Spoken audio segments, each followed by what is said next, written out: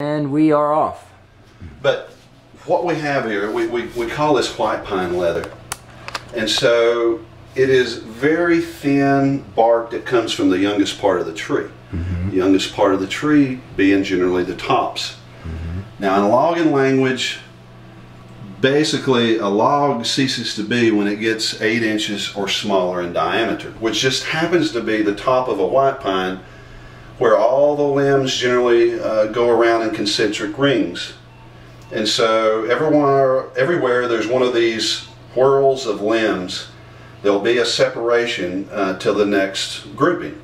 So that span of that tree that is not suitable for a log, that's in between those whorl limbs, yields this very thin leather. Okay. So it's generally discarded or at the very best chipped up for pulp. So what we get the guys to do when the tree hits the ground, they run up literally with a pocket knife, make a couple incisions, and they rip off this entire sheet of this leather.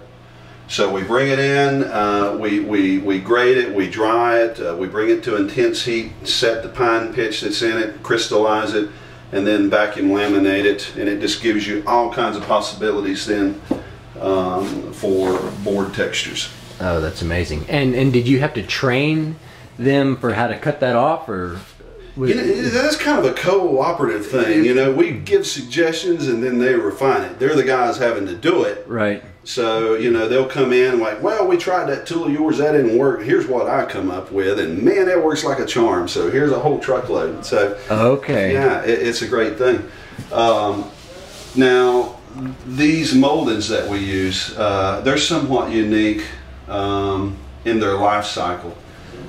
These are poplar, just like the bark shingles that we normally use. But if you notice, we use them out in here for moldings, we use them for door casings, and obviously this is a natural twig and they have to be very, very, very straight. And have very, very little taper.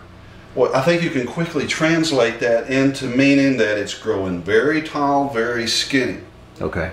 So think about why a tree would do that.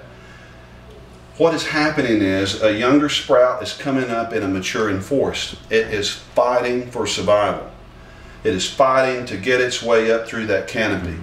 Eventually it will extend itself so greatly with all of the architecture involved in getting it up to the top of that canopy to finally sprout some leaves out to continue its nourishment. It has built a structure underneath that's doomed to fail. It cannot feed that structure any longer because it has fought so hard, and it now has so much that it has to feed underneath it that it does not have enough of a canopy to sustain itself. It dies. So it just... And then it flops over. So the forest is full of all of these dying or close to dying young poplar sprouts. And so what we do is harvest them right before they die or as they're dying, because they're going down anyway.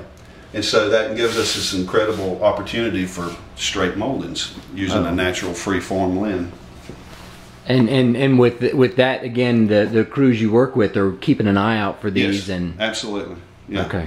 So we never know what the guys are going to come in with. It all depends upon the boundary, the age of the forest that they may be harvesting, as to what all the different types of things that are being made available to them to bring in. We try to give them an overview of all the different types of things, but they still surprise us every day. They'll come in with something we never thought of or seen before. So then we try to find